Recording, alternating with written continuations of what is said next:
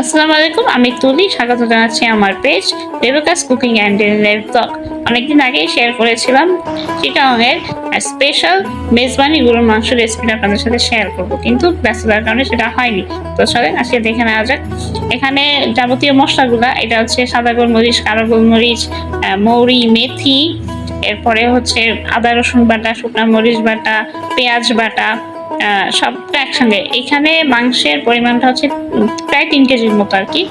তো প্রথমে এটা ম্যারিনেট করব, বেশি করে পেঁয়াজ কুচি, শুকনা মরিচ ফেলে নেবেন, লবণ, হলুদ। আমি মশলার পরিমাণটা আপনাদেরকে বললাম না, আপনাদের আন্দাজের মতো করে নিয়ে নেবেন। এখানে সব বাটা মশলা, সাথে টক দই, আর হচ্ছে গোটা গরম মশলা, তেজপাতা, দারচিনি, এলাচ।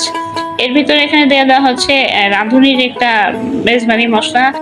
সাথে এখানে দিয়ে দিচ্ছি সাদা গোলমরিচ, কালো গোলমরিচ গুঁড়া। এরপরে আস্ত কাঁচামরিচ গুঁড়ো ভেঙে দিবেন। এরপর দিয়ে দিতে হবে সরিষার তেল। মেজবান মাংস সবসময় সরিষার তেল দিয়ে রান্না করা হয়। আমার পেজে যারা চিটাগংয়ের মানুষ আছেন তারা হয়তো আমার এখানে কিছু ভুল ত্রুটি থেকে থাকতে পারে, এটা আপনারা অবশ্যই ইগনোর করবেন, বিকজ আপনাদের মতো করে আমাদের রান্না করাটা আসলে হয় না।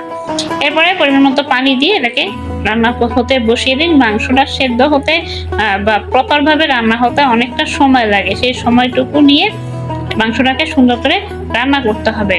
ঢাকনা দিয়ে কিছুক্ষণ রাখতে হয়, কিছুক্ষণ নেড়ে ছেড়ে আবার এটাকে রান্না করতে দিতে হয়। সো সেই সময়টুকু পর্যন্ত আপনারা এটাকে রান্না করবেন। অতটুকু সময় আমি শুট করি নেই। এরপরে যখন কিছুটা সেদ্ধ হয়ে আসে, এর ভিতরে আপনারা পরিমাণ মতো পানি অ্যাড করবেন।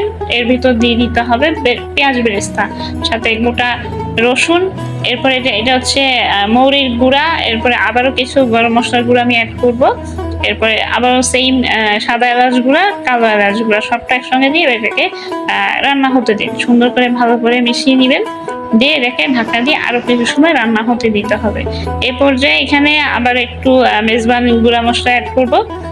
এখানে আপনারা চামচ দিয়ে ট্রাই করে দেখবেন মাংসটা কতটুকু পরিমাণ আপনাদের সেদ্ধ হয়েছে। আমাদের মাংসটা অলমোস্ট সেদ্ধ হয়ে আসছে। এরপর এটাকে ঢেকে দিয়ে এখানে মাংসটাকে তেলে বাগার দেওয়ার প্রচেষ্টা করব। সরিষার তেলের ভিতরে আস্ত মেথি, সাথে পেঁয়াজ কুচি, সবটা একসঙ্গে দিয়ে নিয়ে এটাকে সুন্দর করে একটু ভেজে নিয়ে এরপরে এটা মাংসের সঙ্গে আমরা অ্যাড করে দেবো। এটাকে আমাদের ভাষায় বলে বাগার দেওয়া বা তেলে দেওয়া। যাই হোক, এটাকে এখন একসঙ্গে অ্যাড করে দিবেন। এটা দেওয়ার পরে কিছু সময় আর একটু সুন্দর করে নেড়ে ছেড়ে আরো কিছু সময় একটু রান্না হতে দিবেন। যতটুকু সময় লাগে আর কি, ততটুকু সময় পর্যন্ত রান্না হতে দিলেই ব্যাস আমাদের মাংসটা এখন অলমোস্ট ডান। এটাকে আপনি এখন সার্ভ করবেন, ব্যাস হয়ে গেল। আমি আবারও বলছি, যারা আমার পেজে চিটনের মানুষ আছেন, ভুল ত্রুটি থেকে থাকলে কমেন্ট দিয়ে দেখবেন। আশা করি আমার ভিডিওটা ভালো লেগেছে। ভালো লেগে থাকলে অবশ্যই আমার পেজের সাথে থাকবেন। সবাই ভালো থাকবেন, সুস্থ থাকবেন। আসসালামু আলাইকুম।